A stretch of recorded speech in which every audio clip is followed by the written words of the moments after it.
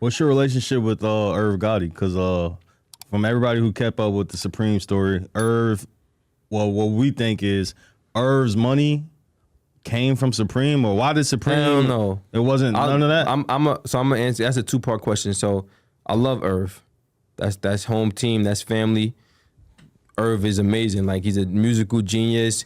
He's into films now. Like, that's my guy. I'm riding with him against anybody from me because why wouldn't I? That's family. And you see, I got loyalty on my arm. Like, that really mean I'm loyal to who I'm loyal to. And to address the other thing you said about the whole money thing, Irv was DJing.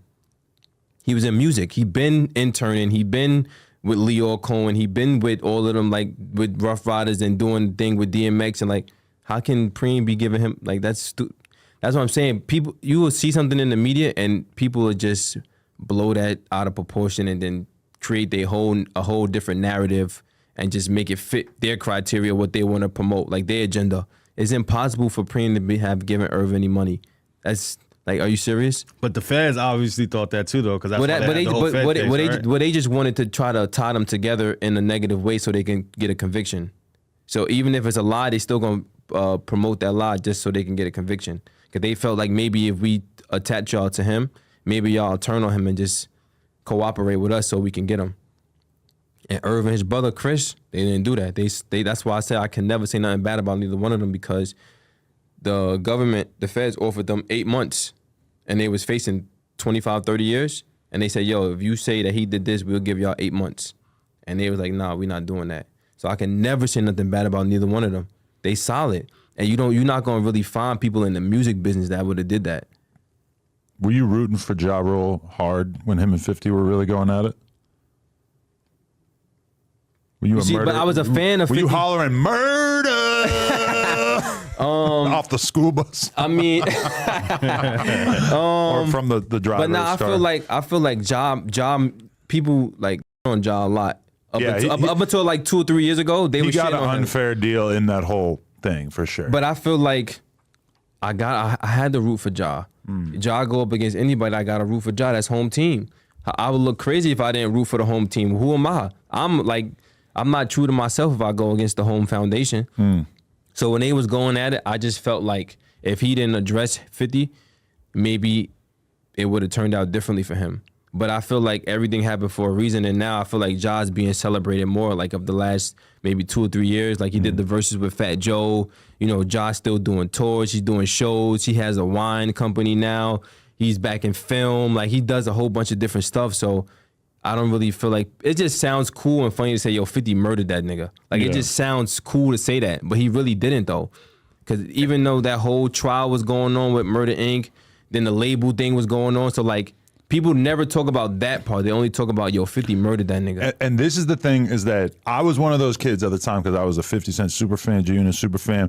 But there needs to be a little bit of historical revisionism, because the truth Revisionism? Well, we got to revise some shit, because that narrative took the world by storm. Of like a big part of 50 blowing up as a rapper was not only the huge records and everything, but also people loved the idea of you taking out a fellow rapper and destroying their career or whatever. That's what the rap game about. But the truth is that around the time that 50 came out, people were kind of getting sick of Ja. Like his star was already started, because he had become so huge on like a mainstream radio level that people were kind of losing interest. And then the Fed case and like all this other kind of shit was like going on around the same time, and 50 was gonna blow up either way.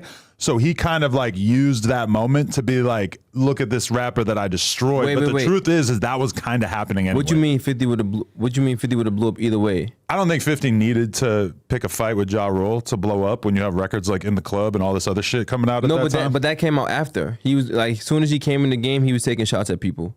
And True. Yeah, so I feel like the aura of beef in general, I feel like he needed Murder Inc. to become who he became in a way. He needed my dad.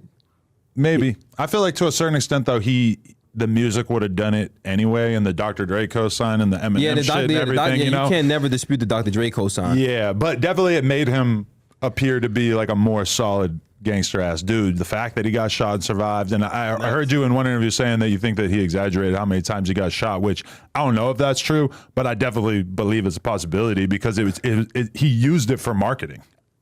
Everything's about marketing. Yeah. And who, like, nobody never gonna see him in person and ask him, yo, let me see your bullet holes. So, I mean, he could have got shot one time and say, you feel me? People do that. Not necessarily just putting all the buck on him. I'm talking about rappers in general. If they got shot 3 times to make themselves sell more records, they're gonna say, yo, I got shot 7 times. People have done that. Historically, people do that all the time. So, I mean, who are we to confirm or deny what happened? But if you really want to think about how fucked up rap is, think about the fact that it used to be that if a rapper got shot, that was enough for their whole next album, etc. Like that made that was you the rollout. gangster. That was the rollout. Now, if you get shot, nobody even really cares, and you basically have to be like a killer or an ex-killer in order to get like that kind of interest. Or from go people. to jail and beat your case and come home. Right. Yeah, something like But it's crazy that you gotta go to jail or shoot somebody or kill people to be like sell records. People don't care about the music anymore. It's not just about the art. It's about what comes with it. I mean, Lil TJ got shot a whole shitload of times, and it's not like he turned into 50 Cent where everybody was like, oh my God, he's so gangster or whatever. But then, I feel like getting shot now is more normalized than it was back then. Totally, yeah. You feel me? Which is wild. Which is crazy because Biggie and Tupac happened. They actually died from that. So you would think that it was worse back then, but I think that it's normal now. Like, oh, he got shot. Okay, did he die? Okay, all right, whatever. That's nothing. Right, people move on. Yeah, move on in 3 days. Yeah, it's crazy how things change, right? We just hit 600,000 subscribers on the Clips channel right here. We're trying to get to 700, so you know what to do. Smack that red button and subscribe. Appreciate you.